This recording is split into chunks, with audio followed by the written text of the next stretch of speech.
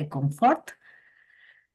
Y también agradecerle a todos que estén acompañándonos porque esta sesión estaba programada hace 2 semanas, pero tuve una situación personal que no me permitió estar aquí y les agradezco su fina atención. Bueno, entonces esta presentación, si bien nuestro tema central es la guerra de independencia de las 13 colonias británicas, hoy actuales Estados Unidos, no pude evitar quitarme uno de mis vicios al tener formación de historiadora y es el contexto, ¿verdad? Entonces, por supuesto, vamos a ver este proceso histórico, pero sí me gustaría que habláramos un poquito sobre las condiciones previas a la colonización para entender el por qué esta guerra de independencia es tan importante y por qué tiene estas cualidades tan específicas.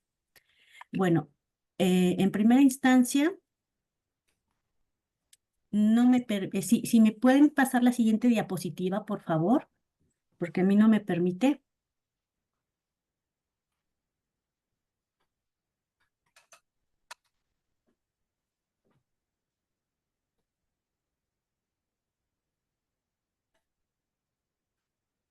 No te escuché, Anita.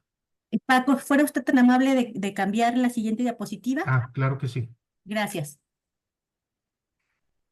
Bueno, en primera instancia, aquí tenemos un mapa de lo que es la región del actual Estados Unidos y una parte del Canadá previa al contacto con los europeos.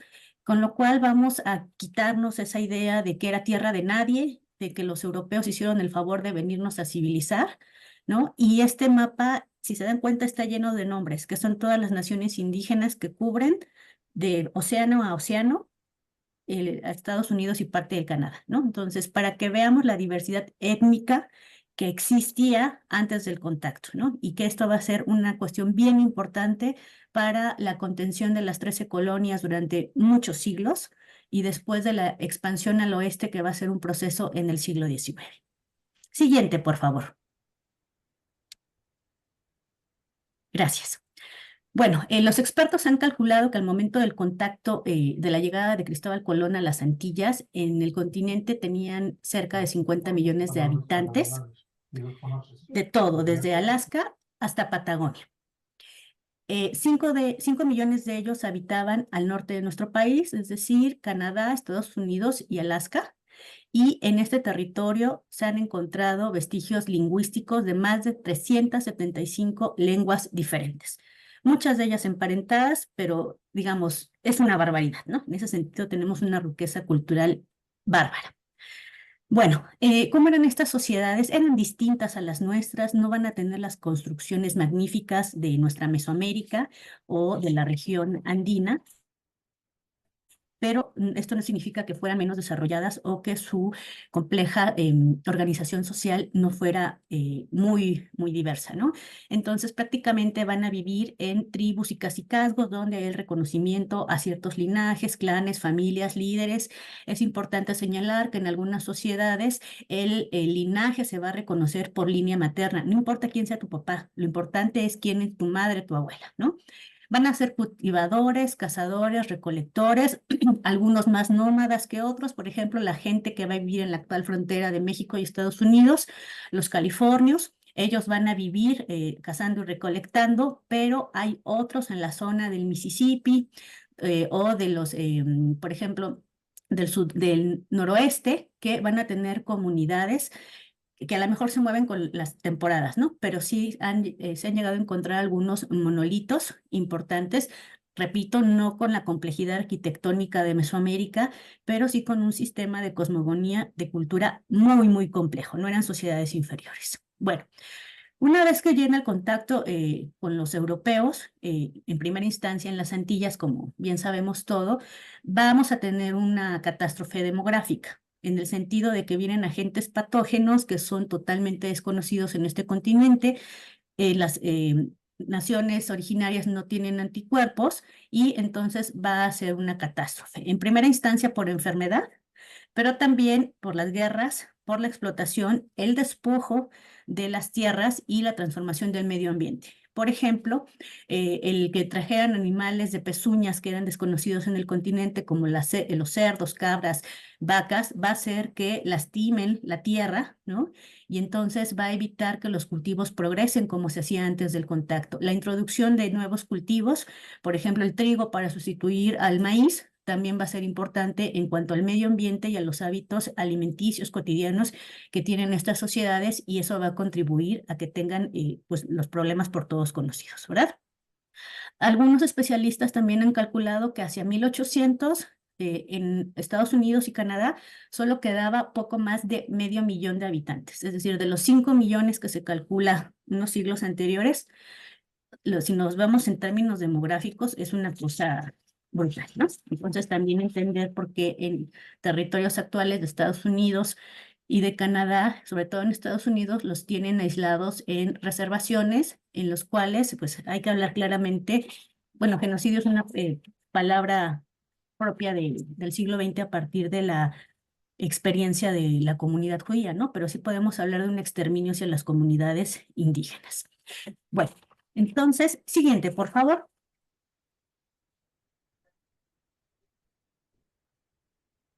Gracias. La relación que van a sostener estos pueblos entre ellos y con los europeos va a ser de un franco exterminio en algunas situaciones y otras de buena comunicación en las cuales se van a hacer dependientes. Hay registros históricos donde algunos ingleses, por ejemplo, tenían algunos artículos de lana que eran muy valorados por los indígenas porque no había aquí ese tipo de materiales, y en épocas de epidemia como viruela, por ejemplo, lo que hacían eran dejar mantas de alguna persona que había muerto de viruela u otra enfermedad en los caminos donde sabían que iban a transitar las comunidades indígenas, sabiendo que ellos iban a tomar ese artículo porque lo apreciaban y se lo iban a llevar a sus comunidades, ¿no? En este sentido es un exterminio franco.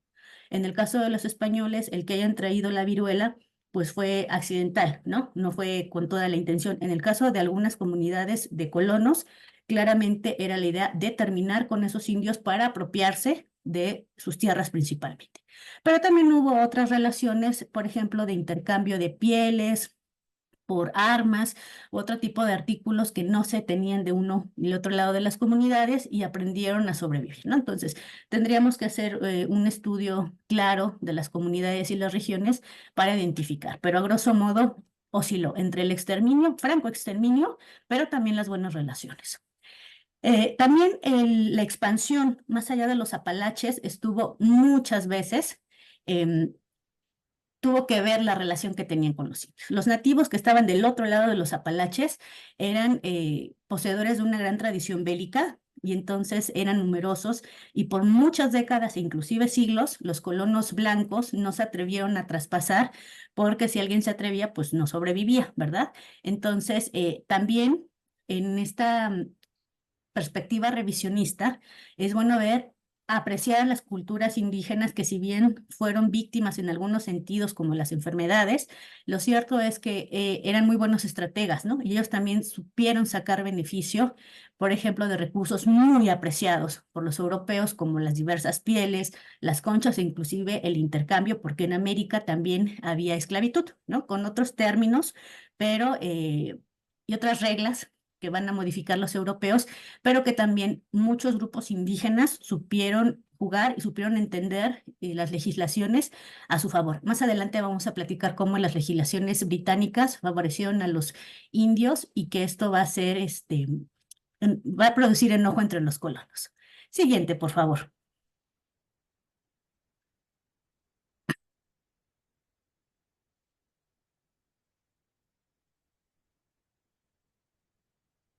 Si me hicieran favor de pasar la otra diapositiva, por favor. Muchas gracias.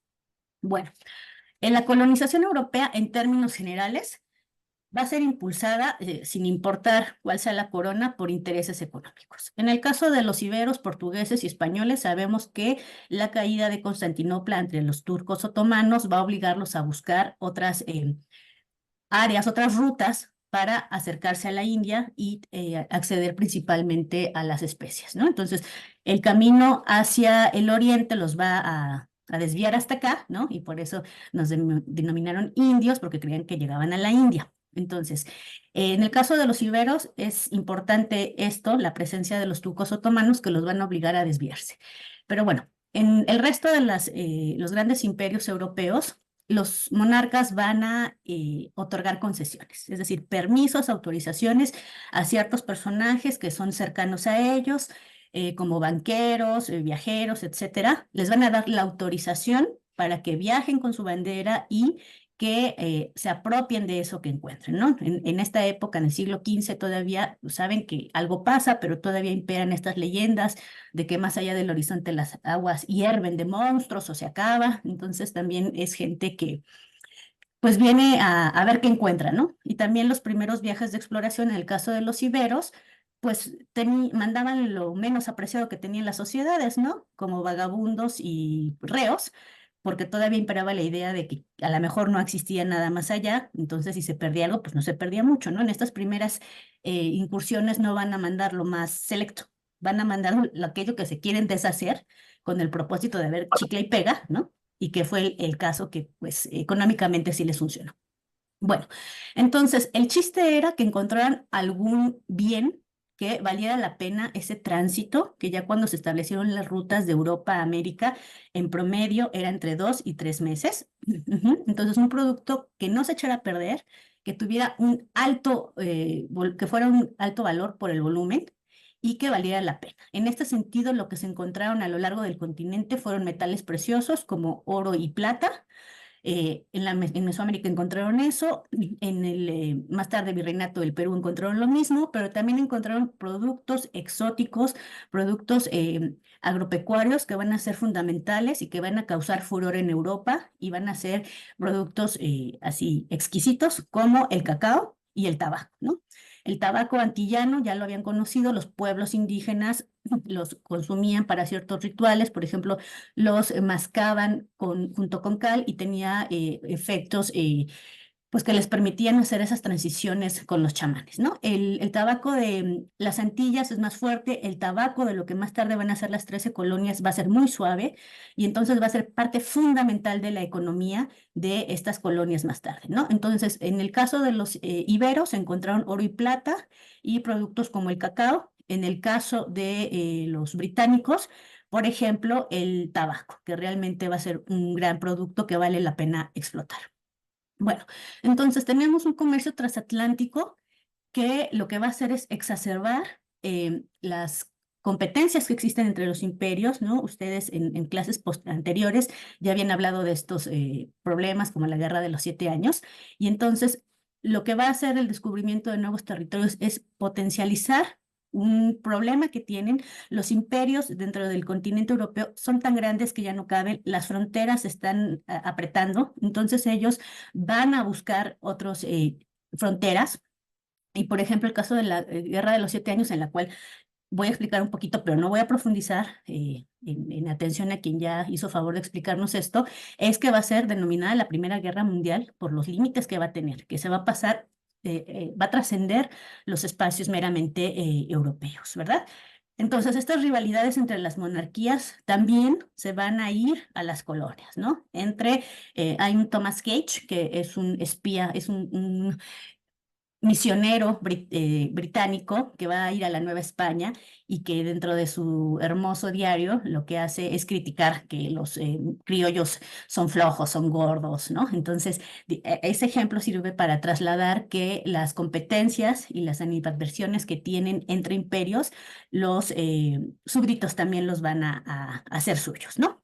Bueno. En cuanto a ingleses y franceses, van a llegar 50 años más tarde al reparto colonial. Los grandes ganadores van a ser la Corona de España y Portugal, Portugal haciéndose el territorio del actual Brasil. Y España, pues ahorita vamos a ver un mapa de una extensión de la mitad de los actuales Estados Unidos hasta básicamente la Patagonia, ¿no? Entonces, con lo que eso significa, recursos, personas, todos listos para ser explotados. Siguiente, por favor. Muchas gracias. Bueno, los franceses van a fundar a partir de la década de 1540 sobre las costas de la actual Nueva Escocia y Terranova un imperio pero con otras miras, ¿no? Porque las condiciones son diferentes. Perdón que me remita tanto a Nueva España, porque creo que es el ejemplo que todos conocemos y que sirve para entender mejor estas diferencias. Entonces, en el caso de la Nueva España, la idea era venir a hacer la América, es apropiarse de un espacio y además aculturar, ¿no?, a estas personas en lo religioso y en todo ámbito. Eran poblaciones muy grandes, muy complejas. En el caso de estas regiones del actual Canadá, pues van a encontrar una densidad demográfica muy escasa. Son gente que, como el clima es muy adverso, lo que va a hacer es que se mueve con las estaciones, entonces es más difícil controlarlos. Entonces, los franceses van a entender que es mejor tener otro tipo de relaciones, ¿no? Es una intervención más bien económica de intercambio, donde adquieren pieles, pescados, por ejemplo, el salmón, ¿no? Y entonces es realmente, sí, un imperio más de papel que en la práctica, ¿no? Se dan cuenta que es una forma de colonización barata, eficiente, flexible, porque no requiere, por ejemplo, implementar toda la maquinaria de Estado como un virreinato, una audiencia, etcétera, ¿no? Entonces, en ese sentido, los franceses van a implementar este tipo de asentamientos más comerciales. Ellos dicen que es suyo, ¿no?, dentro del gran escenario europeo donde se reparten a su gusto el mundo sin considerar a los demás, pero para ellos es eficiente, ¿no? Entonces, los competidores más fuertes del Imperio Británico en ese entonces es España, por supuesto. Portugal ya no es el gran imperio del siglo XV, ese, ¿no?, que impulsó la salida transatlántica. Ya más bien es un imperio muy modesto que también tiene muchos problemas. Francia y los Países Bajos van a ser los grandes competidores, y entonces los británicos tienen que ponerse listos para ver qué cacho está despoblado, no tiene problemas de injerencia con los otros imperios y tratar de apresarse, ¿no? Entonces, antes de que los británicos se establecieran propiamente en lo que más tarde van a ser las 13 colonias, se van a dedicar a hacer pues carreras de asalto, ¿no? Con los piratas, con los corsarios, que sabemos que son estos ladrones con título, ¿no? Que son aceptados, muchos de ellos amigos personales en la época de la reina Isabel I. Y entonces lo que van a hacer es hostilizar a las embarcaciones principalmente españolas que van cargadas de entre oro y plata y otros productos, y lo que hacen es acosarlos, ¿no? Es lo que los británicos van a hacer prácticamente durante el siglo XVI. Y una vez que ellos ya se establecen y fundan las colonias, es que la dinámica va a ser diferente. Bueno, además ahorita vamos a platicar como de las características que tienen estas 13 colonias, porque no va a ser un bloque monolítico como podemos entender el virreinato del Perú o en la Nueva España, donde hay un gobierno que responde, un gobierno local que responde a la corona directamente, sino que tiene que ver aquí como bajo qué términos se aceptó esta colonización, ¿no? Entonces también tienen que ver las actividades económicas, que hoy día es un reflejo absoluto todavía. Yo tenía un profesor que decía el norte industrioso y el sur agrícola, ¿no? Entonces también estas tendencias xenofóbicas de odio que tiene el actual presidente son un discurso muy antiguo que nos remite al momento de la colonización y que tiene que ver con las actividades productivas. Y si alguien tiene interés en, por ejemplo, conocer a más detalle de una forma muy didáctica esta colonización del Canadá, está esta serie Frontera, que está en Netflix, que, bueno, es novelada y lo que quieran, pero está muy bien contextualizada, ¿no? Y habla, por ejemplo, de los conflictos, pero también las buenas relaciones entre los nativos y la competencia entre los intereses británicos y franceses por ejemplo, el comercio de las pieles. Entonces, está con Jason Momoa, ahí tiene un personaje muy interesante porque es un mestizo, entonces se oscila entre blanco y entre indígena, y que también era muy común, ¿no?, que los hijos de este mestizaje pues aprovechaban que hablaban las dos lenguas, que tenían algún aculturamiento y se volvían comerciantes y tratantes de pieles que en algunos casos se volvieron muy, muy ricos. Bueno, eso es así como nada más un comercial. Bueno, siguiente, por favor. Gracias. Pues lo que tenemos en tonos entre anaranjados y rosas son las 13 colonias originales. Lo que estaría atrás, ya en verdecito, la frontera natural, van a ser los Montes Apalaches. Son una cordillera muy importante, muy grande, con un medio ambiente muy rudo, entonces va a ser la contención natural. Lo fue como área cultural antes del contacto y lo va a seguir siendo durante muchas décadas, durante las 13 colonias. Están ahí habitando algunas naciones indígenas que son muy beligerantes y entonces esto va a hacer, entre otras cosas, que los blancos no se muevan sino más adelante. Bueno, entonces hay dos modelos sobre el tipo de administración. Las colonias reales que tienen más afinidad con el tipo de colonización que nosotros conocemos, la corona nombra funcionarios, manda el aparato administrativo, incluyendo al gobernador, ¿no? Y están las de la concesión, que es una especie más de empresas, ¿no? Donde hay un propietario que puede ser un sujeto o una empresa. Y entonces ellos, si bien tienen que tener una parte de administración como lo harían en Gran Bretaña, lo cierto es que ellos son quienes deciden quiénes son estos administradores burócratas, que muchas veces son ellos mismos, ¿no? Entonces, este tipo de concesión tiene que ver, responde mucho a intereses personales. Es decir, si yo soy empresario, entonces yo voy a poner a mi amigo que es empresario a que, por supuesto, haga defender mis derechos ante la colonia, ¿no? Entonces, esto nos habla de una diversidad que son una especie de mundos que están juntos, pero que son separados y que cada uno tiene intereses y que no se ven como americanos. Es decir, la palabra americano usado en las 13 colonias hasta antes de la Revolución va a ser un sinónimo hacia el indígena, pero además de manera despectiva. El americano es el indio, lo que sería en el mundo castellano. Ahorita vamos a platicar cómo también a partir de la Revolución la palabra americano toma la connotación que va a tener en el resto de la América española al momento de la independencia. Bueno, entonces todos en general, inclusive los que habían tenido esta concesión por otorgamiento del rey directamente, lo que quieren es preservar sus beneficios, ¿no? Entonces tenemos colonias que van a ser fundadas por protestantes, por cuáqueros, por católicos.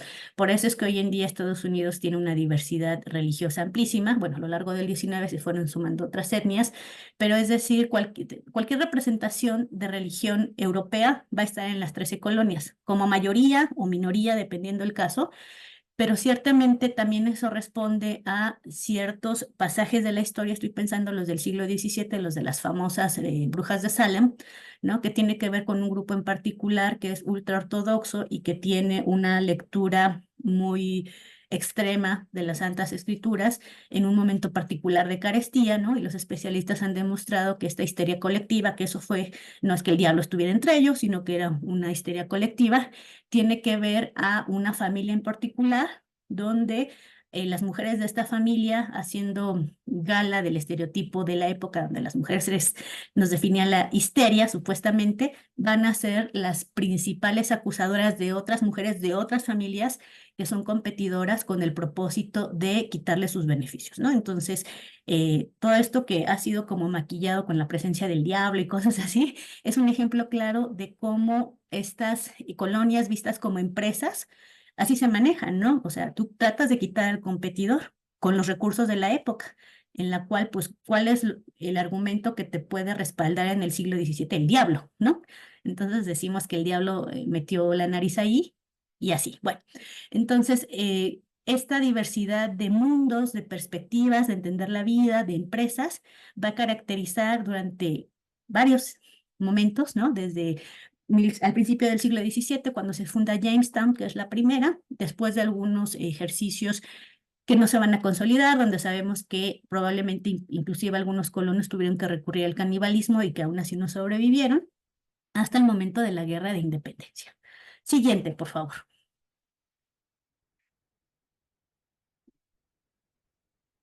Gracias.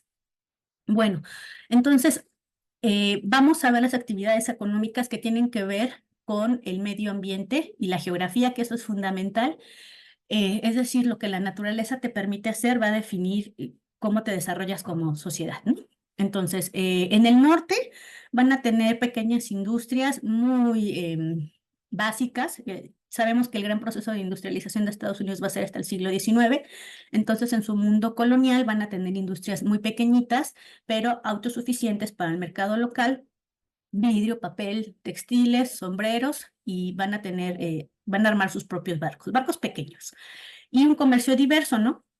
Que tiene que ver con los recursos económicos. Sabemos que en la parte del norte hay minas, por ejemplo, de hierro y carbón, pescados, mariscos, viendo que prácticamente las 13 colonias todas tienen salida al mar, ¿verdad? En la parte más del norte, la caza de ballenas, que bien sabemos que va a ser un gran comercio, ¿no? Que inclusive algunas especies no se han recuperado desde esa época. Madera, porque también tienen maderas muy finas, y ganadería diversa. Por su parte, el sur, pues esta actividad muy famosa que va a repercutir y generar una guerra civil en el siglo XIX, los cultivos de algodón, arroz, trigo, maíz, tabaco, añil, que va a ser un colorante muy cotizado, ¿no? En comparación es la grana cochinilla nuestra de la zona de Oaxaca, ganadería y productos, ¿no? Y lo que tenemos aquí son unas cuantas familias propietarias de inmensos territorios, y además es interesante aquí que la esclavitud de personas de color no va a ser un proyecto inmediato. Es decir, los primeros colonos, una vez que se ha establecido y que se dan cuenta que hay regiones que son productivas y que necesitan mano de obra, va a ser una especie de enganchamiento de hombres libres, que es gente muy pobre de Inglaterra, que viene huyendo de la persecución religiosa, política, y que les vienen a decir que pueden hacerse propietarios. Pero en las primeras décadas esto fue un gancho, porque la persona firmaba un contrato que les garantizaba venir aquí, que les daba el dinero para el tránsito y para establecerse, y supuestamente cuando estuvieran aquí iban a empezar a trabajar, reparar esa deuda y ser libres. Pero lo cierto es que era un proceso de enganchamiento donde muchas personas no lograron liberarse y no tenían el título de esclavos, pero eran trabajadores que estaban amarrados a la deuda, y eso se empezó a conocer en Inglaterra, y hubo un déficit de mano de obra de gente libre, de hombres blancos, que ya no quisieron venir. Y entonces el mercado de personas esclavizadas, que ya los españoles, primero los portugueses, luego los españoles, ya habían creado un mercado muy apropiado, ¿no? En la Nueva España, con el problema demográfico, la población va a salir a flote entre el siglo XVI y XVII gracias a las personas esclavizadas en África, ¿no? Entonces los británicos se dan cuenta cómo pueden saltar este problema económico, donde ya sus hombres libres blancos no quieren venir, y empiezan a traer africanos a partir de 1619, y es un comercio que no va a parar hasta el siglo XIX, ¿no? Ya habían entrado el siglo XIX. Entonces es un problema también demográfico para las poblaciones del África interior, donde realmente muchísimos pueblos van a ser sangrados para traer a estas personas y ser esclavizadas. Bueno, entonces también los británicos van a tener necesidades, gustos, y pues la Nueva España, que es su principal competidor, no les queda lejos, y van a recurrir mucho al contrabando, ¿no? Prontamente, desde el siglo XVII.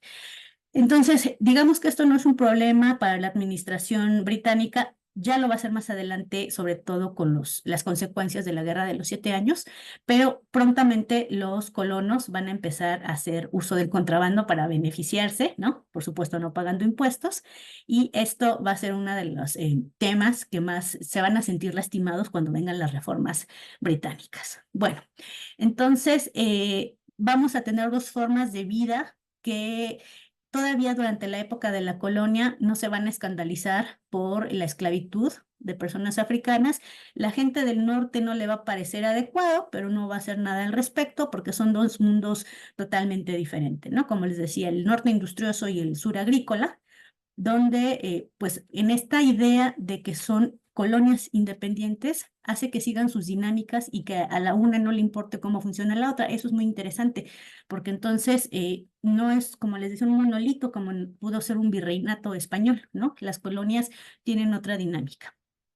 Y además tienen este problema de expandirse. Desde el siglo XVII van a tratar de hacerlo, y a los indios los van a ver como un problema, ¿no? Porque con esta idea de que no es de nadie, ¿no? Son los indios. Entonces, estas propiedades ancestrales, estas ideas de cosmogonía sagrada muy complejas, por supuesto para los blancos no les van a importar. Por eso el propósito de iniciar con ese mapa de todas las naciones, para que contrastáramos el discurso de los blancos de que detrás de, como no hay blancos detrás de los Apalaches, no hay nada, ¿no? Y que no es así, por supuesto, y que por eso el problema indio, entre comillas, por supuesto, va a ser algo que va a estar hasta el siglo XIX. Bueno, siguiente, por favor.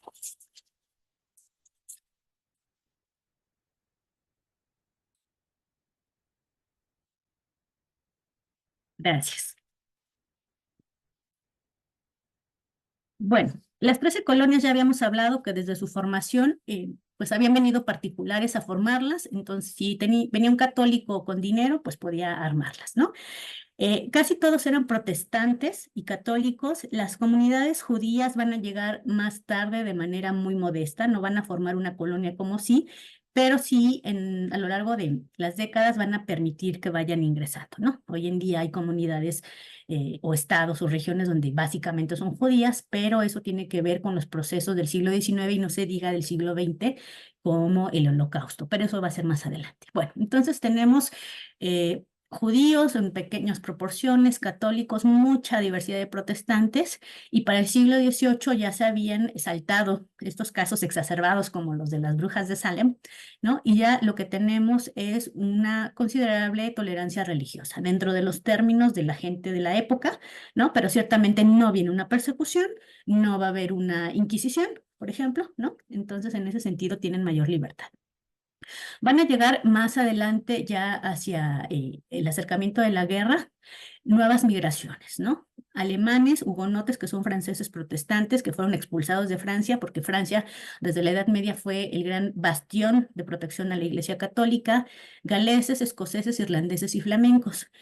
Llega gente de todo nivel socioeconómico, ¿no? Desde gente muy pobre que viene con la esperanza de hacer la América, hasta gente que tiene cierto progreso, ¿no? Entonces, el que hayan llegado europeos en el siglo XVIII también va a impactar con las ideas ilustradas, ¿no? Que realmente vienen de la fuente y la traen acá, ¿no? Entonces, también eso va a ser importante.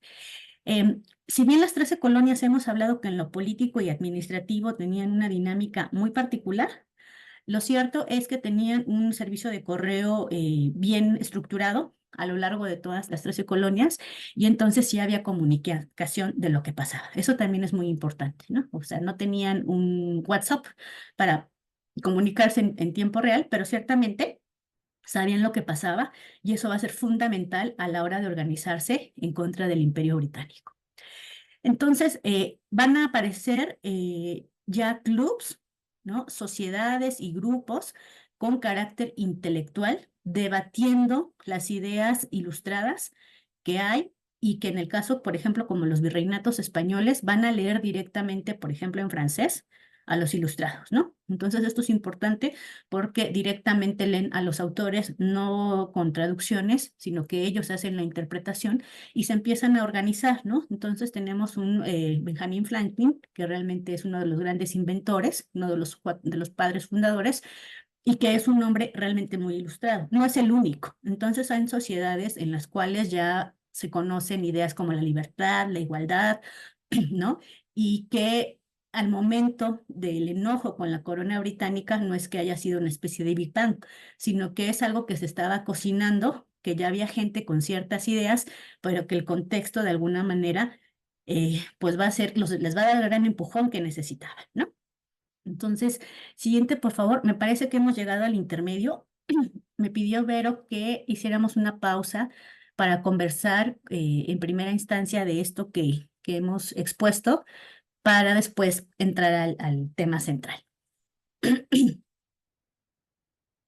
Gracias, Anita. Bueno, pues si quieren, los que quieran pedir la palabra, hacer comentarios o preguntas, en este grupo sí se vale hacer comentarios. Eso de que solo preguntas no va aquí. Aquí es compartir lo que queramos. Yo siempre pues trato de abrir temas, ¿no? Ahí está, Carlos. Adelante, Carlos. Sí, gracias, gracias. Me encantó el primer mapa que pusiste, ojalá que nos lo pudieras compartir. Pero hay tres nombres de, pueblos originarios que me llaman mucho la atención. Miami del Este, Ujú, cerca de Illinois. ¿Y por qué el nombre de Miami? Si supieras el nombre de Miami. Si hay un Miami del Este, debe haber un Miami del Oeste, pero no lo encontré. Luego, vi cerca de Illinois también las tribus de los Kickapoo. ujú, Y los Kickapoo hoy día nosotros los identificamos como de Coahuila, ujú, aunque cruzan América del Norte, pero pues estos Kickapoo ya están muy al sur de esos Kickapús. No sé cuál sea la fecha de este mapa. Y la otra es, hiciste referencia a una tribu, a una etnia de los californios. ujú, Y me llamó mucho la atención este nombre. Quisiera saber de dónde viene porque el origen del nombre de las Californias nunca lo he visto relacionado con una tribu nativa, sino parece ser un nombre puesto por los españoles, por los conquistadores españoles y por los eh, conquistadores espirituales ujú, también pues españoles, ¿verdad? ujú. Ese es, tengo muchas cosas, me parece interesantísimo todo lo que estás diciendo. Muchas gracias, Carlos. Vero, ¿te parece que vaya respondiendo conforme el orden o todo junto? Pues yo creo que sí. Yo tengo poquitas preguntas y muchos comentarios, pero los comentarios los voy a dejar más para adelante, ya que juntemos más información. Y te quiero también agregar unas preguntas y yo creo que Ujú, ya me las puedes contestar junto con Carlos. listo. Una pregunta es, mi ignorancia es mucha y no sé dónde están los Apalaches. No tengo Ujú, ni idea qué es eso de los Apalaches. La otra pregunta que tengo es también, ¿qué es eso de Arcadia, Nueva Escocia? ¿Por ujú, dónde estamos? La tercera pregunta, tú pusiste por ahí una frase de que se creaban fuentes de terror y envidia y no entendí muy bien a qué te referiste. ujú. Son de las tres preguntas que tengo. Excelente, Anita, vamos súper bien, estoy encantada, encantada. Muchas gracias, Vero. ¿Alguien más que quiera hacer preguntas? No, ok. Gracias. Bueno, entonces, si me hicieran favor de regresarme a la diapositiva 2, donde están los mapas, por favor, para orientarnos. Y mientras voy respondiendo, bueno, hay muchos, hacia atrás, por favor, la segunda, la del mapa, por favor. Gracias. Em, Hay muchos nombres de naciones indígenas que se han rescatado. En el caso de Miami, eh, desconozco cuál es el origen o el significado, ¿no? Pero a veces ha pasado esto que no se sabe la denominación. En el caso de Estados Unidos, eh, hay un desconocimiento brutal de la cantidad, gracias, la cantidad de naciones. O sea, a mí me sorprendió cuando vi este mapa la primera vez, porque está lleno de nombres, es decir, está tapizado de pueblos originarios que pueden ser más numerosos, mejor establecidos, ¿no?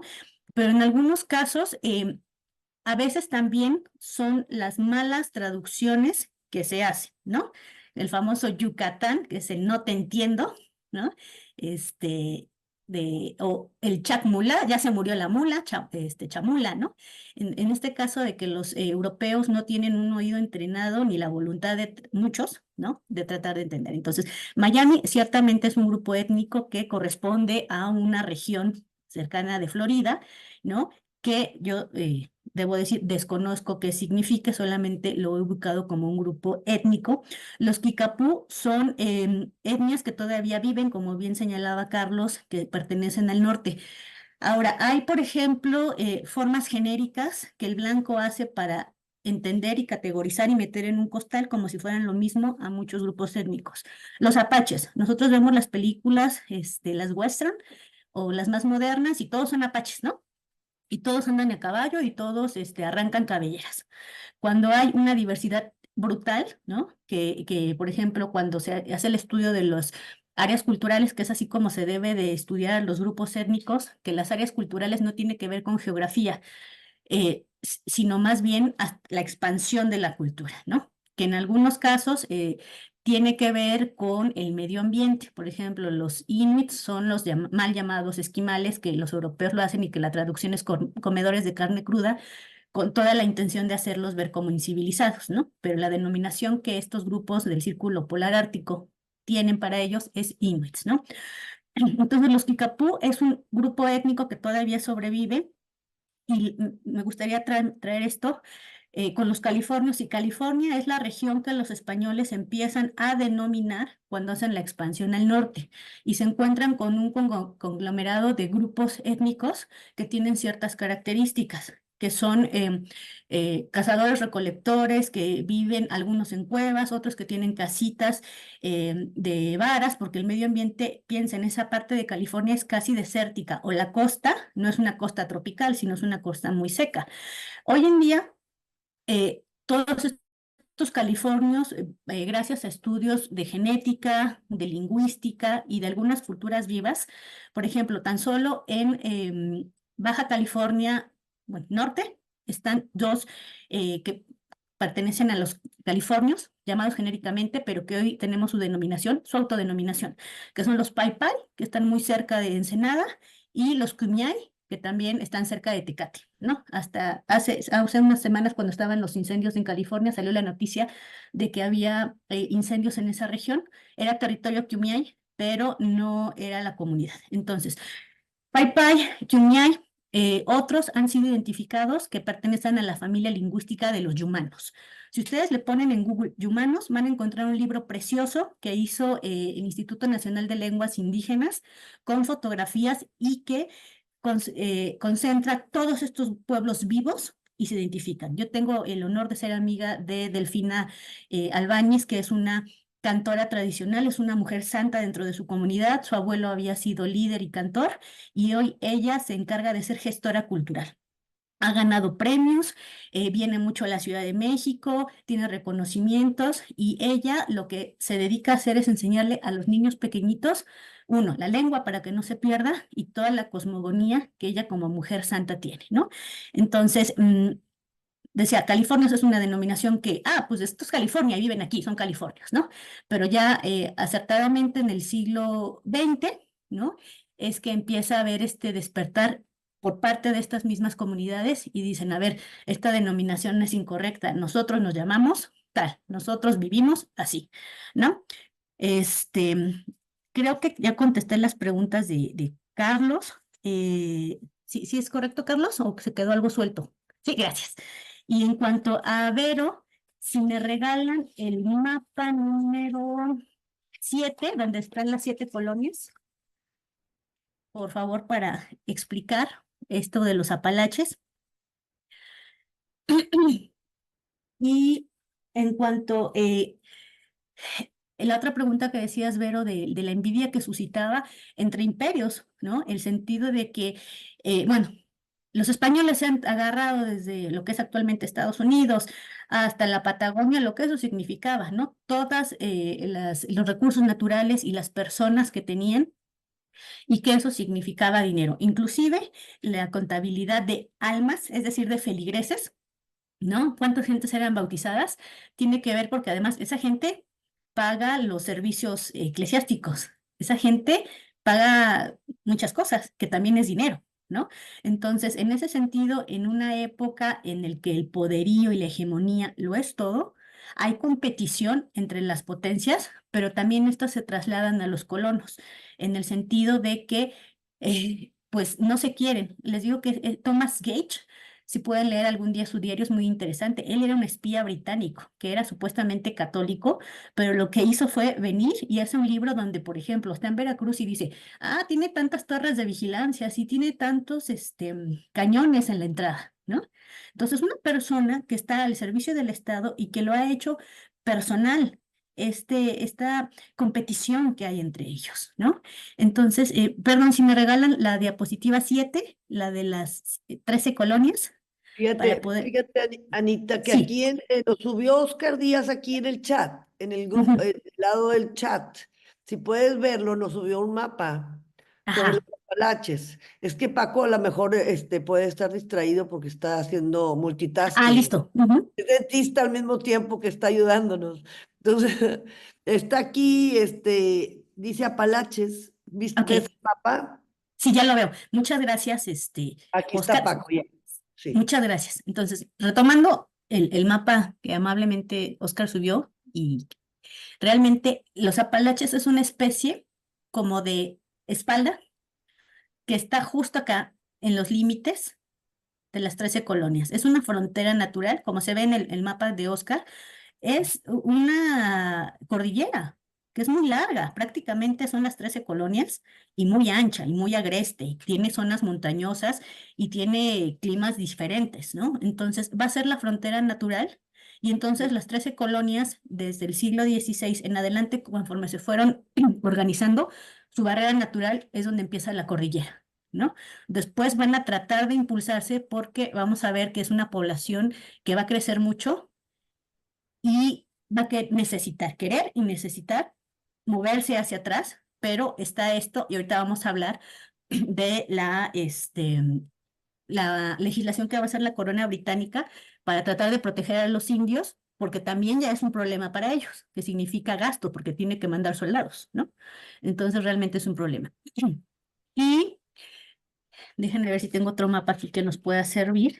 Nueva Escocia es una isla que está enfrente de lo que sería la frontera de Canadá y Estados Unidos de la zona este, ¿no? Entonces, esa es la región, es decir, muy costera. Los franceses, estos que vinieron a hacer el comercio de pescado y de pieles, no se van a introducir hacia el territorio, van a ser costeros, ¿no? Se van a quedar ahí porque ahí llegan los indios, ahí hacen el intercambio. Como decía, es un tipo de colonización en la que no les interesa ir tierra adentro porque lo que la costa les ofrece es mucho beneficio y no necesitan invertir en una administración que significaría un gran gasto, como en otros ejemplos de colonización, como la Nueva España. Ujú. Pero creo, no sé si haya resuelto lo que me señalaste.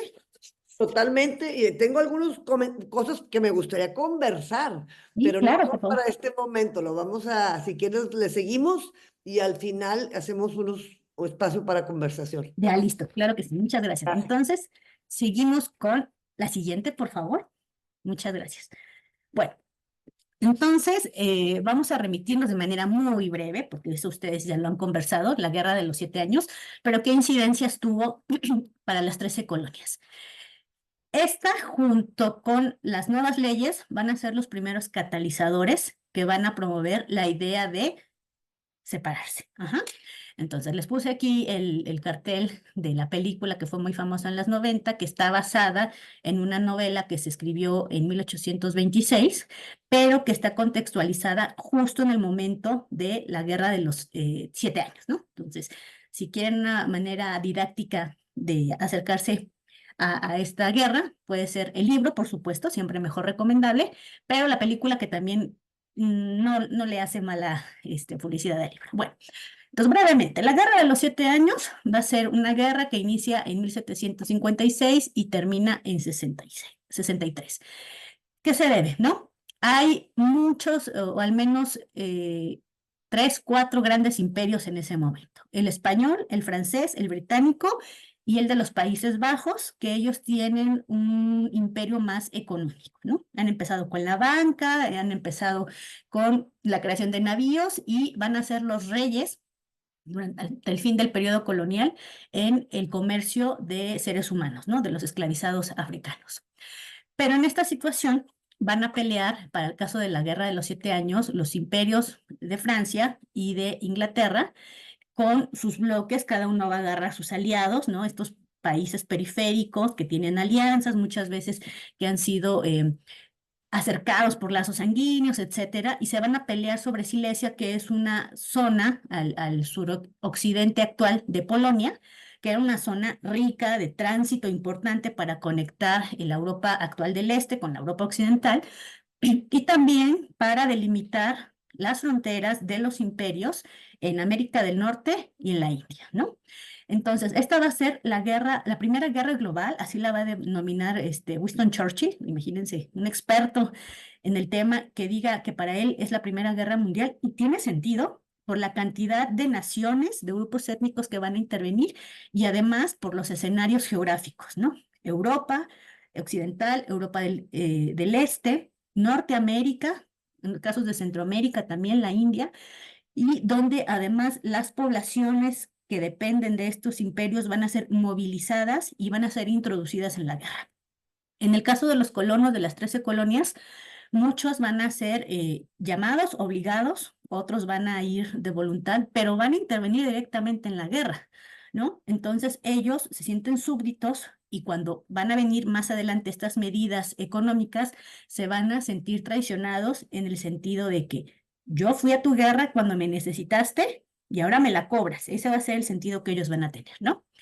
Entonces, es una guerra global que en términos de la época, bueno, hoy en día una guerra de 7 años sería muy larga, pero en esa época los asuntos bélicos generalmente rápido se terminaban, ¿no? Además hay que tener en cuenta que son combates cuerpo a cuerpo, no como ahora que lanzas un dron y matas a 200 personas, ¿no?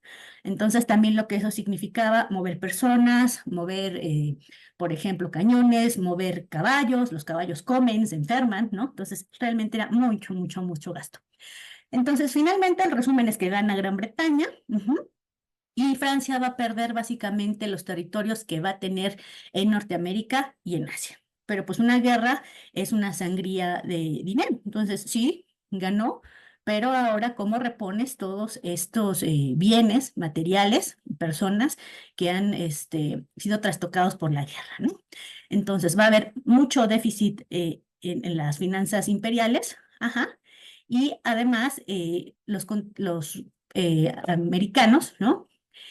Van a tener esta idea de que contribuyeron, pero también la dinámica de la guerra, que permite el acercamiento, va a hacer que contrabandeen con cosas, lo cual, por supuesto, el contrabando en todos los imperios estaba prohibido, pero pues parece que los 13 colonos eran muy hábiles y les gustaban las cosas, por ejemplo, el azúcar caribeño les gustaba mucho, ¿no? Entonces, Cuba no estaba tan lejos y contrabandeaban mucho el azúcar, que además pertenecía al Imperio Español, ¿no? Entonces, era como tener amistad con el enemigo. ¿Sale? Siguiente, por favor.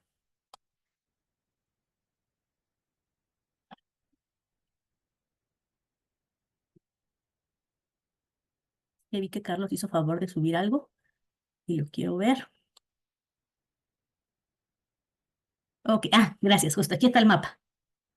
Sí, Entonces, nada más como comentario, no vale sí, la pena que le dediques tiempo al mapa que subí, pero si a alguien le interesa, es una línea del tiempo de cómo fue avanzando la colonización desde 1750 hasta la actualidad, la colonización de los Estados Unidos. Y entonces se mueve automáticamente y está muy interesante. Bueno, ay, en muchas fin. gracias. No, gracias, es muy ilustrativo. Bueno, eso es muy interesante para ver todo el proceso de los Estados Unidos. Pero el mapa que tenemos aquí expone cómo quedaron los nuevos límites de los imperios tras el triunfo del Imperio Británico en la Guerra de los 7 Años. Entonces, hay que poner atención aquí en las 13 colonias. Yo siempre digo que es una tripita, ¿no? Mira, Vero, Nueva Escocia está aquí, arribita. Le estoy poniendo el cursor, ahí está. Esa es la que te decía la isla que está enfrente. Bueno, las 13 colonias es esta tripita que ya quedó encapsulada por Nueva Francia y abajo tiene la Florida, que es española todavía, ¿no? Entonces, si se dan cuenta, quedaron aislados los británicos. Les salió contraproducente porque entonces por todos lados tienen enemigos, los franceses y los españoles, que son los que más en cono se tienen, y entonces, pues bueno, en un descuido capaz me voltean la jugada, ¿no? Entonces, ¿qué va a hacer el imperio? Pues se va a poner más rudo, ¿no? En el sentido de que, pues estos colonos como que la habían pasado muy padre, estaban muy lejos, hacían lo que querían. La guerra significó una sangría económica brutal y entonces va a empezar a hacer ajustes en las leyes y en el cobro de impuestos. Hay que señalar que por esta dinámica de empresa que habían tenido las colonias, prácticamente no mandaban impuestos a Inglaterra, ¿no? Es decir, otra vez me remito al ejemplo del mundo español, en el cual sabemos que había un jefe tributario, ¿no? Y que todos los súbditos tenían que pagar tanto a la corona como a la iglesia, los diezmos, etcétera. Es decir, el tipo de administración que los iberos tuvieron era muy eficiente, bueno, entre comillas, ¿no? Porque está la famosísima frase, se obedece pero no se cumple, ¿no? Ah, ha llegado un decreto del rey, ah, sí, muy bien, y hacían lo que quieran, ¿no? Pero los británicos, en cambio, ellos estaban más relajados, ¿no? Esta autonomía que les había dado la forma en cómo se habían creado las colonias hacía que no fuera tan sistematizado el envío de impuestos. Y entonces, a partir de los resultados de la Guerra de los 7 Años, el imperio dice, no, es que sí tienen que mandar. Y empiezan a enviar a sus burócratas para que el dinero llegue bien contadito, ¿no?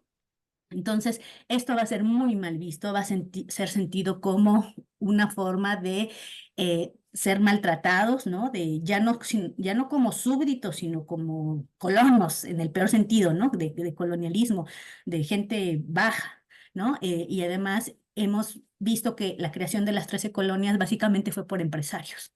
Entonces, ellos ya tenían muchas décadas de una dinámica que habían establecido y que el gobierno había aceptado, y de repente, prácticamente de la noche a la mañana, les dice, tienes que ponerte al corriente, ¿no? Entonces eso creó mucha inconformidad. Entonces, para el siglo XVIII hay algunos relatos interesantes que dicen que es tanta la bonanza de las 13 colonias que algunos decían que los hombres americanos eran 2,5 pulgadas más altos que los británicos. ¿Qué quiere decir esto? Que la alimentación era mejor, ¿no? Que había situaciones de alimentación y de higiene que hacían que la población fuera muy abundante. Entonces decían, los hombres allá eran más altos y además hay muchos chiquillos que son, además, muy malcriados, ¿no? Esta idea del colonialismo de que el americano siempre es mal, ¿no? Los mismos cronistas europeos siempre decían que los novohispanos o los peruanos, ay, siempre son inferiores, son flojos, son chaparros, son feos. ¿Por qué? Porque es el clima americano que los hace inferiores. Los británicos también van a replicar esta idea de que lo americano no es tan bueno, pues, porque no es europeo, ¿no? Entonces van a empezar estas críticas y también llamamientos de atención de que dice, esa población está creciendo mucho, pues también puede pagar impuestos, ¿no? Entonces es una época, el siglo XVIII, de salud, de productividad, de bonanza, ¿no?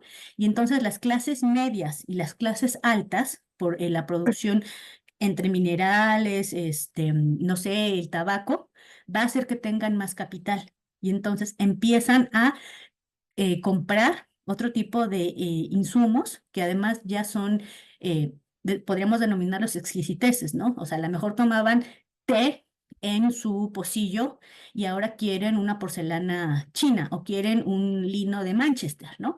Entonces también empiezan a activar su economía, pero no había sido regulado y entonces entraban muchos productos, ¿no? Que no les dejaban impuestos a la corona británica. También dijeron, tienen para gastar, pues vamos a ponerles un alto o una regulación, ¿no? Entonces, se hacen cada vez más dependientes. Es muy interesante, por ejemplo, cómo para los británicos y todos que están aculturados de esta manera, el té es un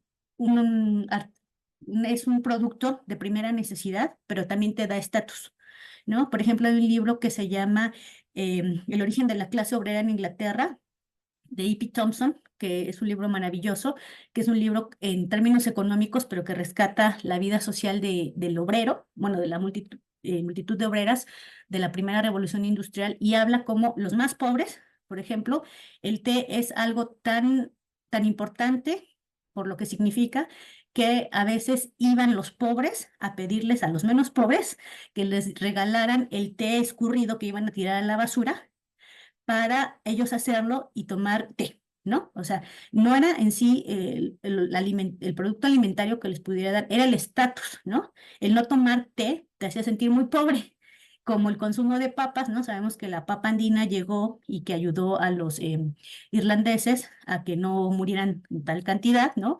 Entonces, el comedor de papa por excelencia es el irlandés. Entonces, los que no eran irlandeses no querían comer papas porque era bajarlos de estatus, o sea, un comedor de papa, ¿no?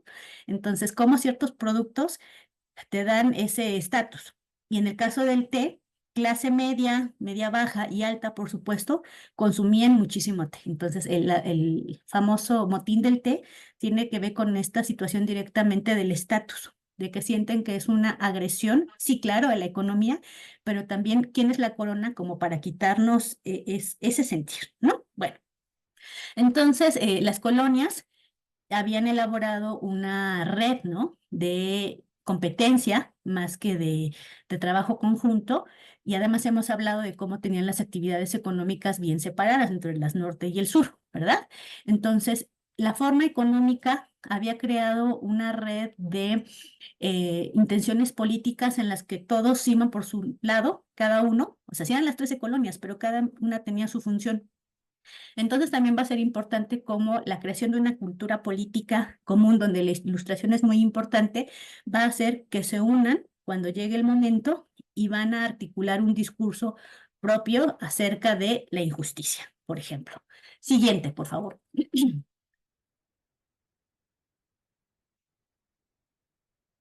Gracias. Bueno, entonces empieza a ser el parlamento más que el rey, pero siempre es mejor culpar al rey, porque el rey, en esta idea de que es el padre, ¿no? Entonces es un padre maltratador, que mal te ves. Entonces el parlamento va a ser quien se va a dar la tarea de crear muchas leyes de tipo económico para tratar de ajustar las finanzas, ¿verdad? Entonces los colonos van a decir que son arbitrarias e injustas, ¿verdad? Y a partir de aquí empiezan a denominarse como americanos. Habíamos hablado que hasta antes los 2 siglos anteriores americano era el aborigen y tenía una perspectiva de inferioridad, pero ahora los americanos. Y este proceso también lo vamos a ver en la América española, donde vemos, por ejemplo, a un Simón Bolívar, a un Ignacio Allende, hablando y escribiendo de que nosotros los americanos, ¿no? Para hacer una clara diferenciación entre estos nacidos de hijos de europeos, pero nacidos en tierras americanas. Y que también es parte de este discurso legitimador de decir, nosotros nacimos aquí, nosotros nos tenemos que autogobernar, ¿no? Entonces, muy interesante cómo en el caso de las 13 colonias, la palabra americano pasa de tener un sentido peyorativo a tener uno identitario, ¿verdad? Y entonces, pues ahora todos son americanos y todos se sienten despojados, ¿no? Entonces, bueno, todos en el sentido de la gente que tiene que perder, ¿no? Porque ahorita vamos a ver acerca del porcentaje de gente que al momento de estallar la revolución dijo, yo no estoy de acuerdo. Y lo mismo pasó en el mundo de Hispanoamérica, ¿no? Hablaban de reajustar los tornillos, de que los vieran ya no colonias, sino como reinos, es decir, existir esta equidad, no separación. También en el caso de las 13 colonias en primera instancia es vamos a acomodar las cosas, no nos queremos separar, ¿no?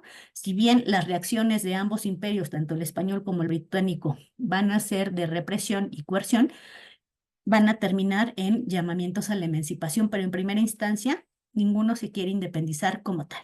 Bueno, perdón.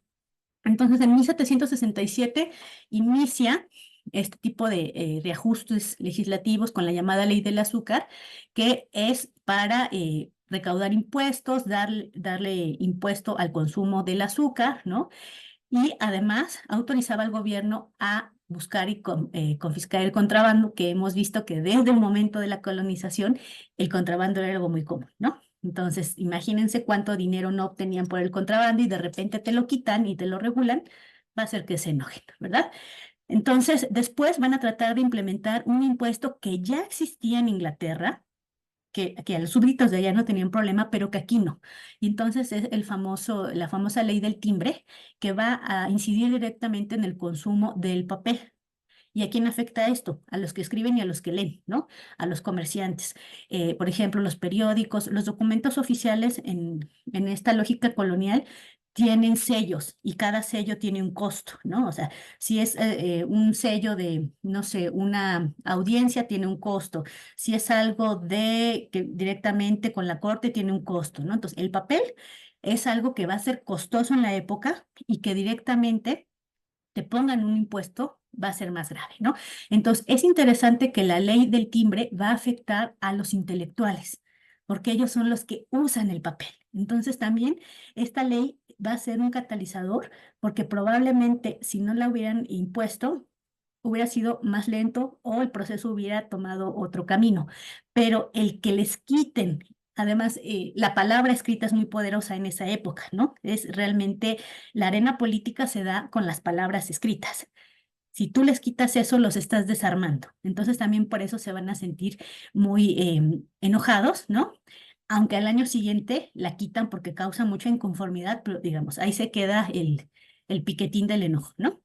Luego la de los derechos Towship, que va a grabar, ¿no? Va a poner impuestos a otros artículos, además del papel, el vidrio, las pinturas, el plomo, el té, ¿no? El té va a ser escandaloso porque, como ya les platiqué, va a ser parte de la canasta básica del colono, ¿no?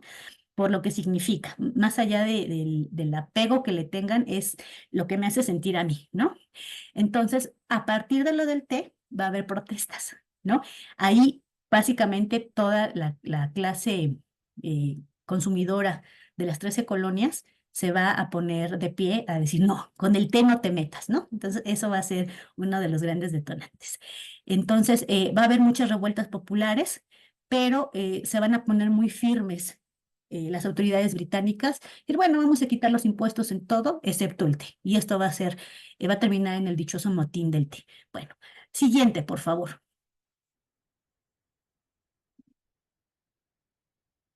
Gracias. Bueno, entonces todas estas tenían el propósito, ¿no? De tener control sobre las colonias. Como en el caso del mundo americano, se obedece pero no se cumple, no. Aquí sí vamos a querer que se cumpla, ¿verdad? Entonces había que quitar el contrabando y regularizar la economía. Bueno, entonces es interesante porque la historiografía y las películas estadounidenses sobre el tema hacen una apología así maravillosa, que aunque uno no es gringo, uno casi quiere besar la bandera, ¿no? De que, qué bonito su proceso libertario. Bueno, un nuevo revisionismo que se ha dado a partir del año 2000 ha sido bien interesante porque ha visto fuentes inéditas que no habían sido trabajadas y dice, a ver, la idea de independencia no va a ser para que seamos todos iguales, ¿no? Tiene que ver con gente de dinero que fue afectada en sus intereses directamente y que tiene mucha lógica por la conformación de las 13 colonias. ¿Quiénes estaban ahí introducidos? Banqueros, plantadores y agricultores, ¿no? Gente que estaba endeudada, que no quería pagar impuestos o que vio mermadas sus finanzas, y entonces estos van a ser los que se van a organizar. Igual que en el mundo hispano, salvo contadas excepciones, todos son criollos acomodados que se van a ver lastimados en sus intereses, que es gente muy preparada, que tiene los pensamientos ilustrados y que van a organizarse para levantarse, ¿no? Entonces, en el caso de Estados Unidos no va a ser diferente. Es un grupo de personas que es muy culta, muy ilustrada, pero que tiene intereses económicos que se ven en riesgo y por eso se proponen levantar la voz, ¿verdad? Entonces, el gobierno ya tenía un problema, el asunto indio, el famoso asunto indio, que es la hostilidad que había por parte de los colonos con los indígenas en esta frontera de los Apalaches, y que ya había causado algunas escaramuzas donde tanto blancos como nativos habían sido asesinados. Y entonces el gobierno crea unas leyes de protección y dice, más allá de los Apalaches no se va a haber colonización, se va a mantener.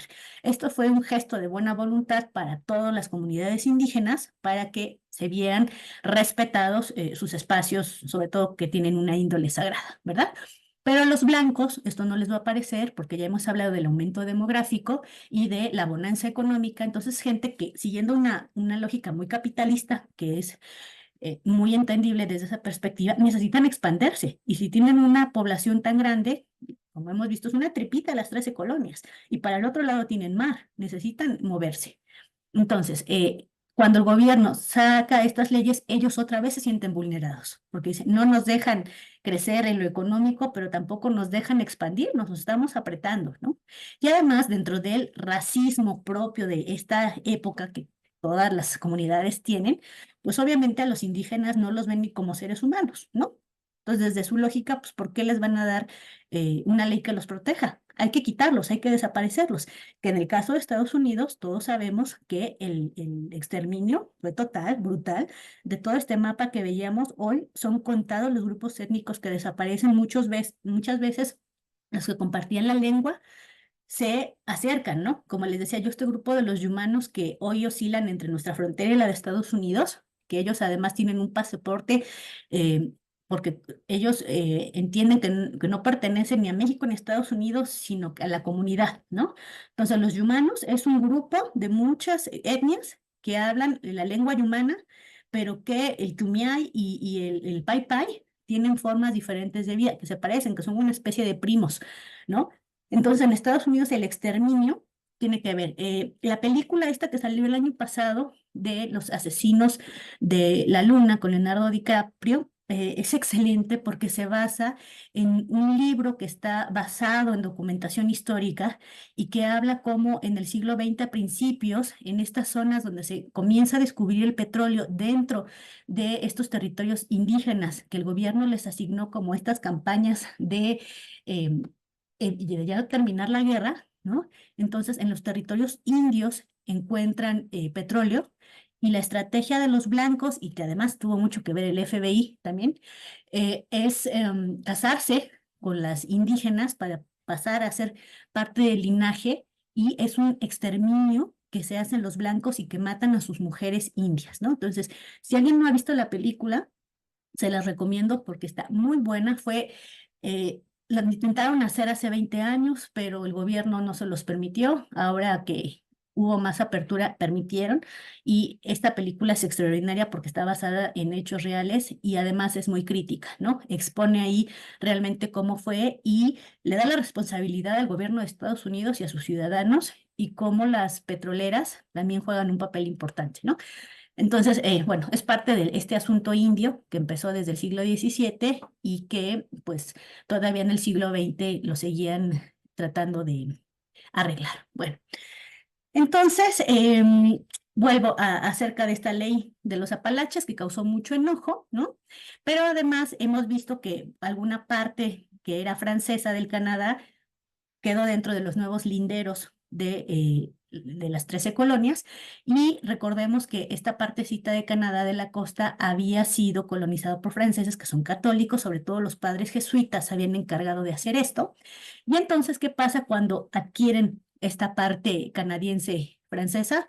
Son católicos, hablan otra lengua y tienen otra cultura.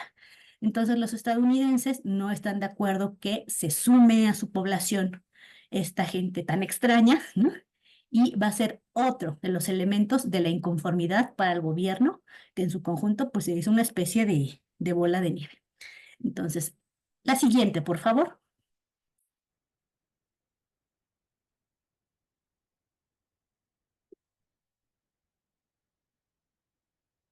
Gracias. Bueno, entonces hay un grupo aquí que se llama Los Hijos de la Libertad, así se autoproclamaron, ¿no? Que es una organización de varones ilustrados. Ellos pertenecen a la clase media o alta, y entonces es gente que tiene una cultura política muy bien definida, que ha leído las tendencias filosóficas y políticas en Europa y que tienen muchísimo que ver con las ideas ilustradas, ¿no?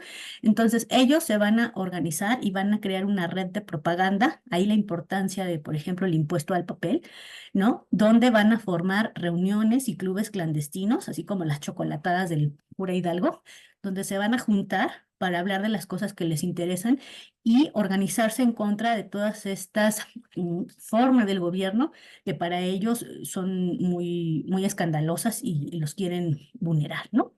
Entonces, va a haber una red de panfletos y de periódicos donde la gente se va a entender de lo que pasa. Ahora, algo importante es que, a diferencia del mundo hispanoamericano, donde el índice de analfabetismo es altísimo, en las culturas protestantes, ¿no? Parte de lo que Lutero promovía es que tú leyeras la Biblia, ¿no? Sin la intermediación del cura. Entonces, el mundo protestante se preocupa mucho porque todos sepan al menos leer.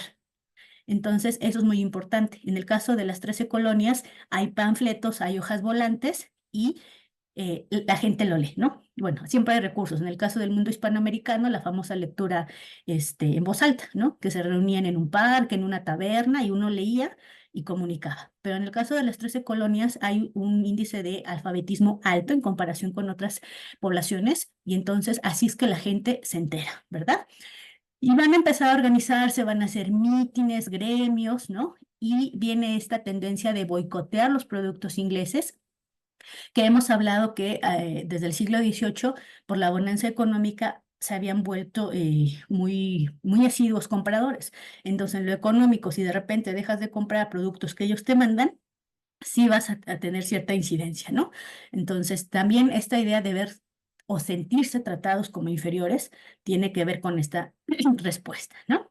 Entonces, todavía prontamente en 1767, aunque ya se están organizando y están haciendo boicots, están hablando mal del gobierno, lo cierto es que la mayoría no quieren emanciparse, solamente quieren corregir las cosas, ¿no? Que se les trate como súbditos iguales, que no tengan, por ejemplo, las obligaciones que tienen en Gran Bretaña, porque ellos tenían otra dinámica. Entonces, esta imagen que les presento, pues son las 13 colonias, ¿no? Una especie de serpiente por la forma que tenía y cómo está cortada en tajos, ¿no? Entonces dice, únanse o mueran, porque de lo contrario, si no se juntan, pues cada una por su lado puede hacer poco. Entonces, esta idea de egoísta, si lo queremos ver, ¿no? De que cada colonia era independiente, la necesidad las empuja a organizarse, y entonces todos estos hombres brillantes con intereses económicos dicen, ah, tenemos varias cosas en común, vamos a juntarnos, y entonces empieza la organización.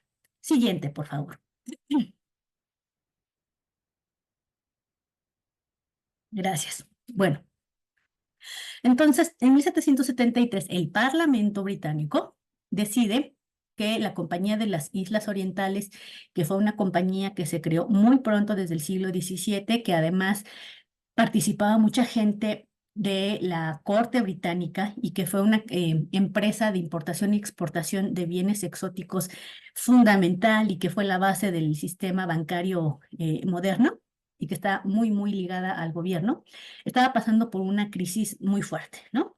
Entonces, ¿cómo hizo el gobierno para ayudarla? Bueno, pues entonces te vamos a dar el monopolio del comercio del té, ajá, y que entonces para que ellos directamente lo vendieran en las colonias, dejando fuera de la jugada a los intermediarios, a los colonos, esos que le compraban a la compañía, llevaban a su changarro y ahí lo vendían a los colonos. Entonces, con esta jugada para favorecer a la compañía para que ganara más, dejan fuera a los colonos, y dada la importancia del té, que todos lo consumían, va a ser otra bofetada en lo económico, y otra vez se van a sentir agraviados, ¿verdad? Entonces, en ese sentido, los colonos dicen, pues vamos a hacer un boicot, ¿no? En todos los puertos donde entra el té, y en Boston, que era muy importante, el cargamento de un barco que estaba ahí, la famosa fiesta, ¿no? O el motín del té, va a ser lanzado al mar. Lo interesante aquí es que los hijos de la libertad se disfrazan como indígenas.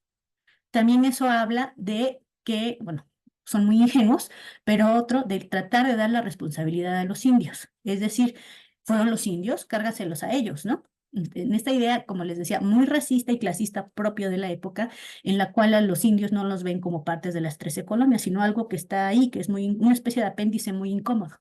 Entonces, deliberadamente se disfrazan de indios, hasta en esta ilustración los vemos ahí con las hachas, o sea, haciendo todo un performance, ¿no? Y dicen, son los indios los que lo han tirado.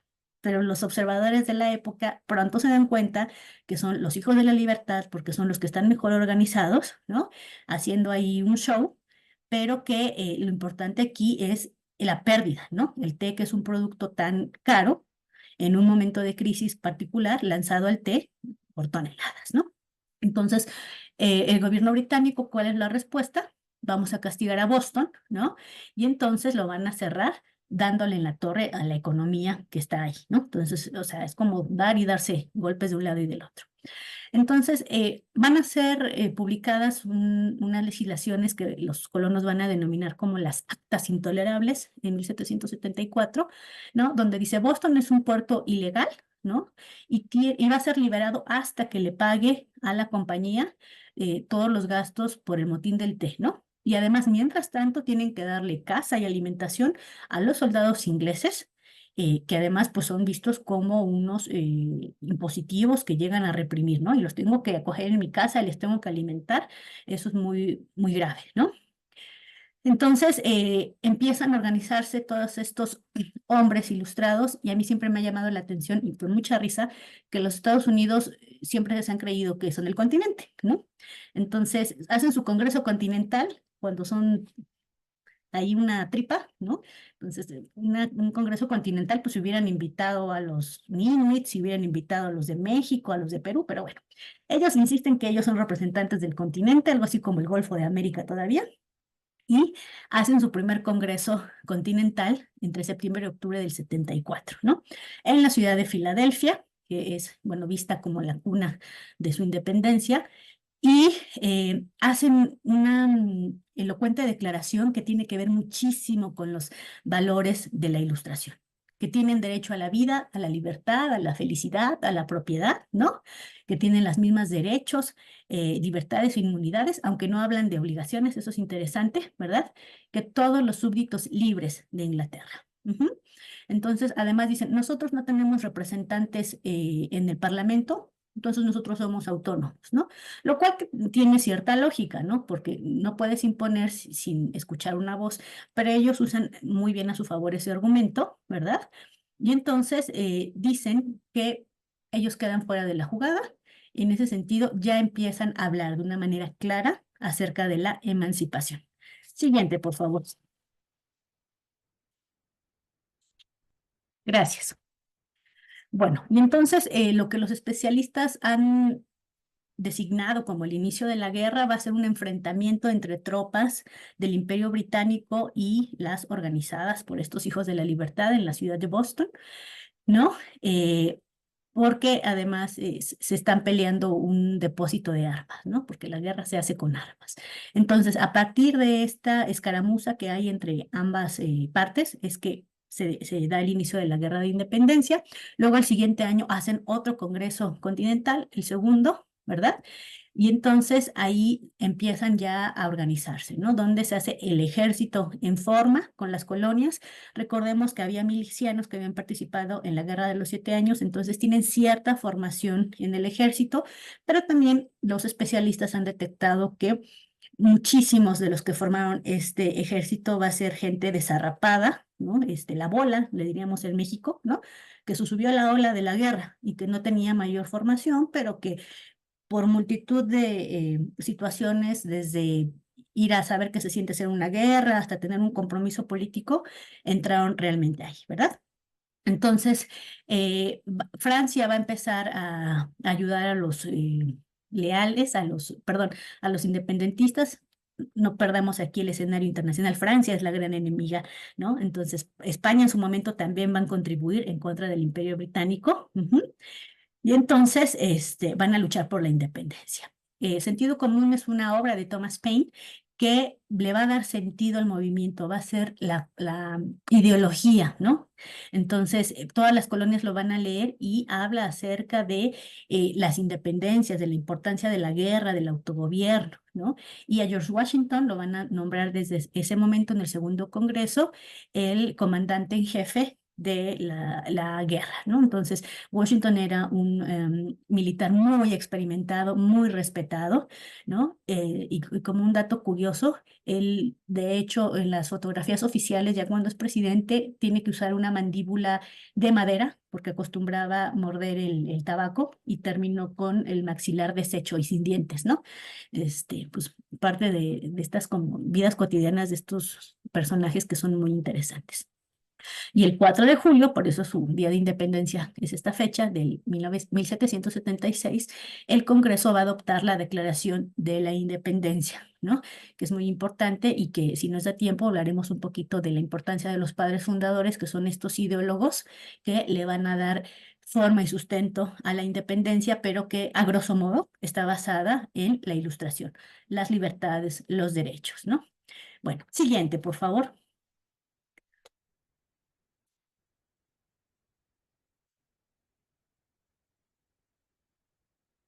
Bueno, voy continuando.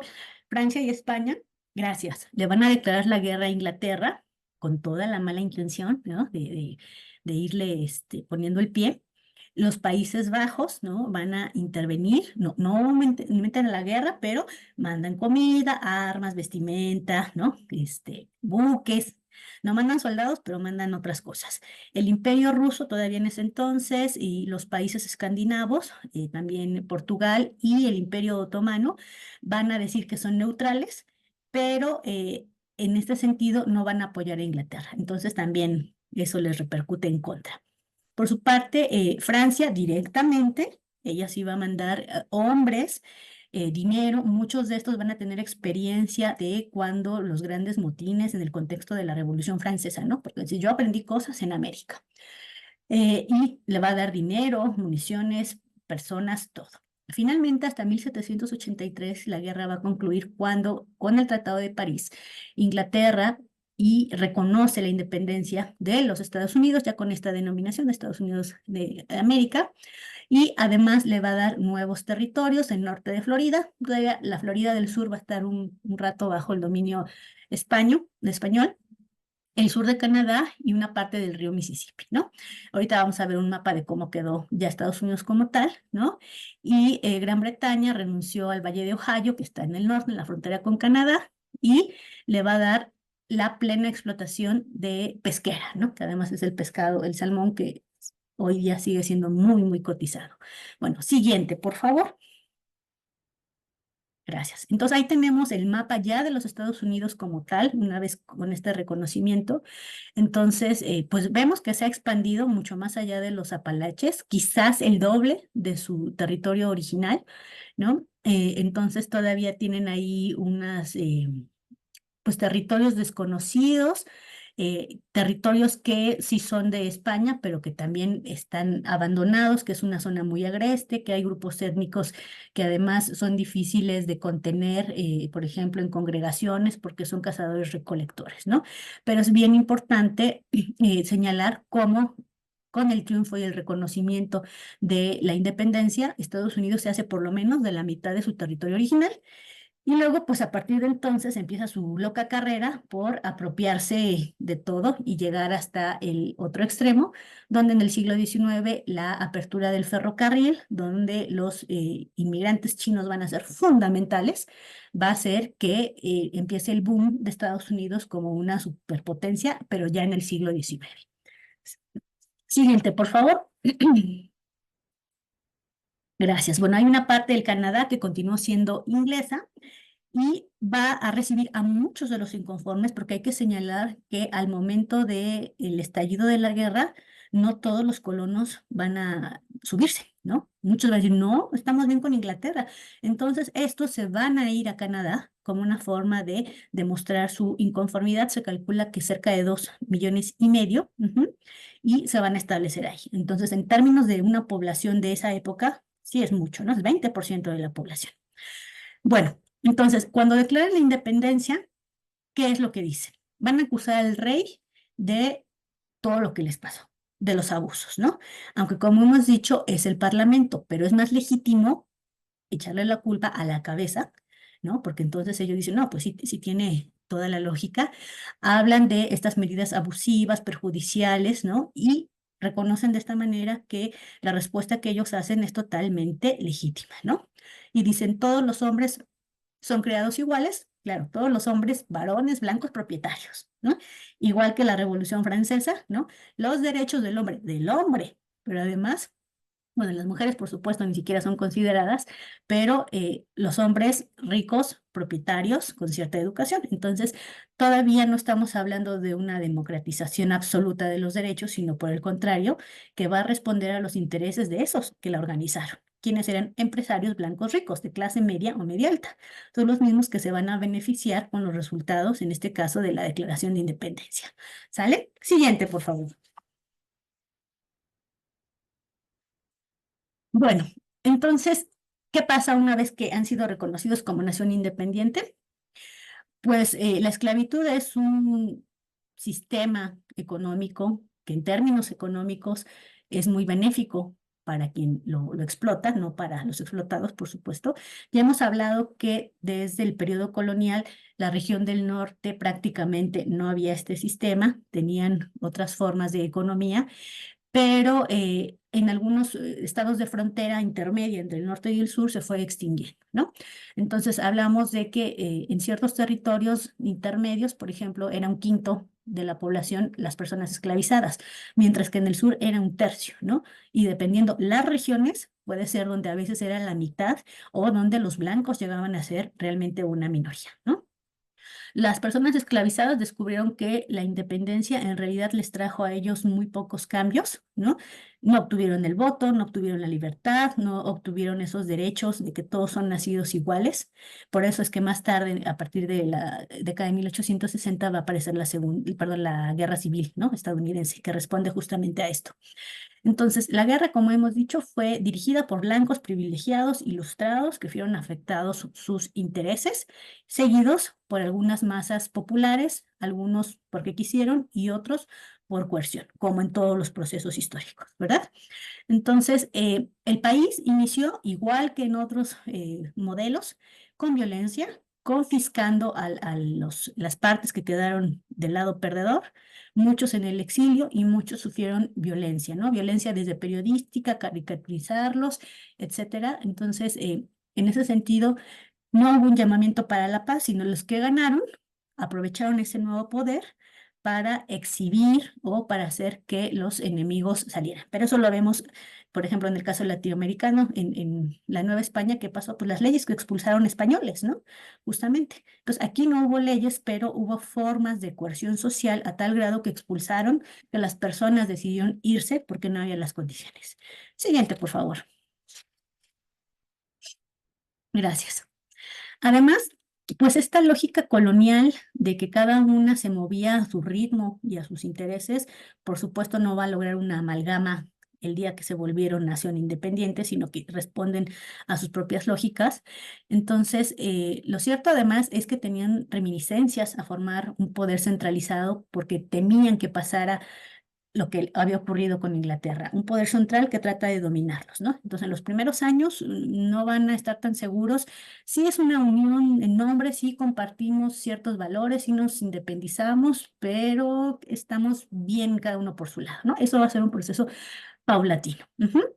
Entonces, hasta 1783 van a firmar los artículos de la Confederación y la Unión Perpetua, que ya los unifica como una especie de monolito, ¿no? Sin embargo, cada colonia se transforma entonces en un estado y tiene la autonomía de aprobar las leyes dentro de su territorio, ¿no? Todavía no estamos hablando de un sistema plenamente federal. Eso se va a lograr con el tiempo. Entonces, cada estado pues acomoda a sus necesidades, al tipo de población y entonces como el tipo de derechos, ¿no? Unos pueden votar, otros no, depende de las situaciones. Ajá. La propiedad cambió de manos, ¿no? Pasó de ser de ingleses que vivían aquí o que tenían ciertos intereses, ya pasar para los americanos, pero que era gente que pertenecía a la misma clase, ¿no? Entonces, no hubo un cambio directo, sino un reacomodo. Entonces, las iglesias anglicanas y congregacionistas que tenían una fuerte presencia y un apoyo importante hacia el Imperio Británico, recordemos que la iglesia anglicana es la iglesia oficial de Inglaterra, ¿no? Desde la época de Enrique VIII, van a perder sus privilegios, ¿no? Entonces también, pues en ese sentido, habían estado muy consentidas y la iglesia es una institución que hace política también. Bueno, entonces la independencia de las 13 colonias hay que considerarla más importante como creadora de leyes, que en teoría son muy hermosas, y políticas, más que en temas sociales. No hubo un cambio no revolucionario, ¿no? Por ejemplo, como tal. Siguiente, por favor. Y bueno, estos revolucionarios, aquí están los padres fundadores que, bueno, ¿a quienes consideran los padres fundadores? A todos aquellos que estuvieron liderando la gesta revolucionaria, pero aquellos que firmaron y que ayudaron a idear tanto el acto de independencia como la constitución política, ¿no? John Adams, Benjamin Franklin, George Washington, James Madison, Jefferson y Hamilton y John Jay son los que la historiografía estadounidense considera como los padres fundadores. Todos ellos, por ejemplo, es gente con estudios, gente de clase alta acomodada, ¿no? En el caso de Benjamin Franklin hemos hablado que era un inventor muy creativo, ¿no? Administradores, políticos. En el caso de Benjamin Franklin, él era propietario de personas para ser esclavizadas y tuvo hijas ilegítimas de color, ¿no? Entonces es parte de que son hombres de su época y es gente que si ve algún tipo de beneficio dentro de la economía que incide en la esclavitud, pues lo hacen, ¿no? Entonces, digo, hay que ser muy claros en cuanto al contexto, no hay que juzgarlos como, ay, qué contradictorio, pues son hombres de su tiempo, ¿no? Y eran hombres que cuidaban las finanzas y el esclavismo hemos dicho que como sistema económico era muy bueno. Bueno, entonces estos hombres, estos padres fundadores, que además, bueno, la lista es más amplia por los que lo fundaron, pero es importante que estos ideólogos, que además en el caso de Washington estuvo al frente de batalla, a Washington se le considera el padre de la patria de allá, eran hombres que habían sido empapados por las ideas ilustradas, ¿no? O sea, al hablar de secularización, separación Estado-Iglesia, humanismo, los poderes, ¿no? La igualdad entre las personas, el tipo de gobierno, estos derechos fundamentales, libertad, felicidad, propiedad, ¿no? Van a ser importantes y son las ideas que van a regir al menos el discurso de la independencia, ¿no? Entonces, por otra parte, los Estados Unidos van a aportar el federalismo o la distribución de los poderes entre un gobierno central y los regionales que se va a ir afinando con las décadas, porque como hemos visto, al principio inmediato va a tardar un poco. Entonces, eran una liga de 13 repúblicas independientes hasta que, como hemos mencionado, en 1787 se redacta la Constitución y de ahí pasan a ser una federación y con el nombre de Estados Unidos de América, ¿no? Y es interesante que dice que las personas y no los estados forman una república federal y las leyes imperaban. Es decir, aquí la importancia del pueblo, ¿no? O sea, el pueblo sobre las instituciones. Y además, esta constitución fue tan importante por todo el discurso que manejó, que fue traducida, interpretada en muchas lenguas y que además fue parte del discurso de independencia en países de Europa Central, pero con una forma muy importante en el mundo hispanoamericano. Siguiente, por favor.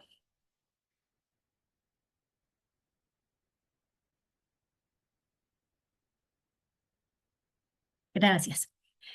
Y bueno, todas estas diferencias económicas no van a terminar de cuajar hasta el inicio de la guerra civil. Y aún así la guerra civil, que sabemos que gana el bando del norte, el antiesclavista, todavía tienen que pasar algunas décadas porque van a ser una sociedad muy lastimada porque fue una guerra muy brutal, fue una guerra entre hermanos, ¿no? Entonces, la idea de unidad, de reconocimiento como parte de una misma entidad. Estados Unidos yo creo que no lo va a lograr sino hasta finales del siglo XIX. Ajá, entonces tiene que ver justamente con las formas en que fueron creados, en las diferencias del sistema económico y donde una forma de pensamiento, donde el racismo hoy en día impera todavía, ¿no? Entonces, estos discursos que llaman a la diferenciación, al minimizar a las personas por ciertas apariencias o comportamientos, pues lo vemos desde el siglo XVII, los vemos en el siglo XVIII y lo vemos hoy en día. Entonces, que es parte de las características que tienen como una nación, como su cultura propiamente estadounidense. Como hemos dicho, fue un ejemplo de cómo además los ideales ilustrados en algunos casos sí se pueden lograr, ¿no? Y van a ser catalizadores inclusive de la Revolución Francesa. Por eso es absolutamente importante reconocer la Revolución estadounidense. Entonces van a tener alta incidencia en muchas realidades, con mayor o menor éxito, pero siempre va a ser una referencia. Entonces, pues Estados Unidos, digamos, al menos en papel, el Acta de Independencia y su Constitución es como la cereza del pastel de todas estas ideas ilustradas, aunque en la práctica, pues como en todas las realidades, dista mucho. Y bueno, por mi parte es todo. Les agradezco muchísimo su atención y quedo a sus órdenes. Pues como siempre, yo fascinada, encantada y qué bárbara.